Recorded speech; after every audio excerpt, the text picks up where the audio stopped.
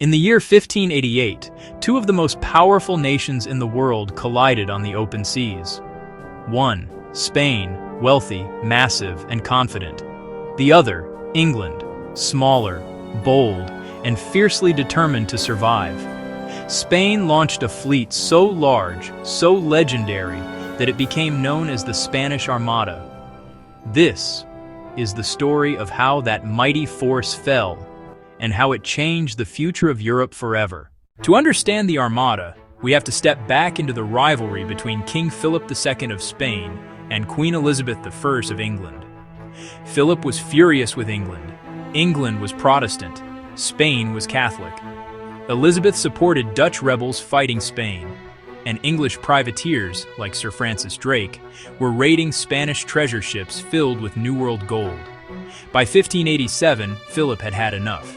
He planned an invasion of England, an enormous naval strike meant to dethrone Elizabeth, end Protestant rule, and restore Catholic power across the island. But first, Philip needed a fleet, a massive fleet. Spain assembled 130 ships, including powerful galleons and troop transports, carrying nearly 30,000 soldiers and sailors. They called it the Invincible Armada. But England didn't sit quietly. Sir Francis Drake sailed into the Spanish port of Cadiz and burned ships and supplies. An attack Elizabeth joked had singed the King of Spain's beard. Spain was delayed, but not stopped.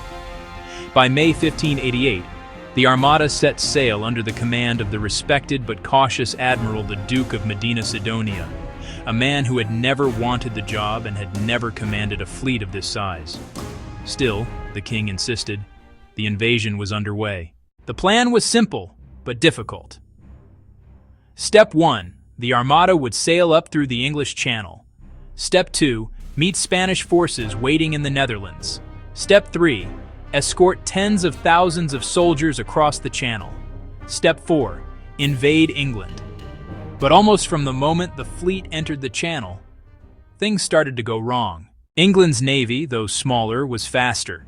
Their ships were lighter, their cannons more accurate, and their officers, like Charles Howard and Sir Francis Drake, were experienced sea fighters.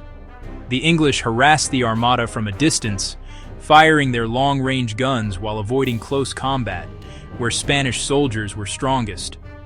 For days, the two sides shadowed each other along the coast. The Spanish maintained their tight crescent formation, a floating shield wall of ships, but then came the turning point. On the night of July 28, 1588, the English launched a bold attack.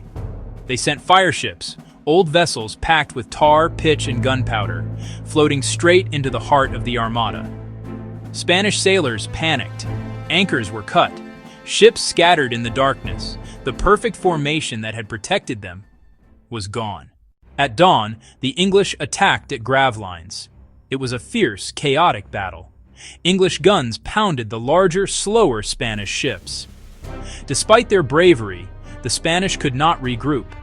Several ships were damaged, others ran aground, and countless men were lost. After 9 hours of fighting, the Armada drifted north, beaten, but not yet destroyed. But nature had one more blow to deliver.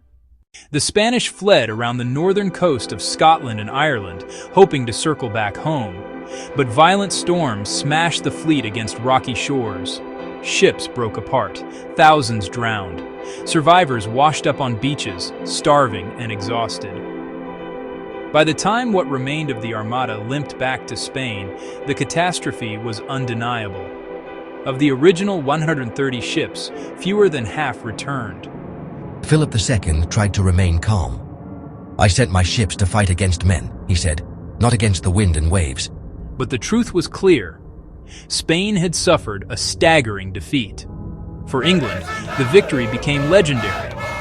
It boosted national pride and secured Elizabeth I's reputation as a powerful ruler. England had stood against the mightiest empire of the age and survived. The defeat of the Spanish Armada changed the course of history. Spain's naval dominance declined. England's power and its confidence soared. In the decades that followed, English ships would cross oceans, build colonies, and shape the modern world. The Armada wasn't just a failed invasion. It was a turning point, a clash of empires, faiths, and ambitions that helped shape the future of Europe.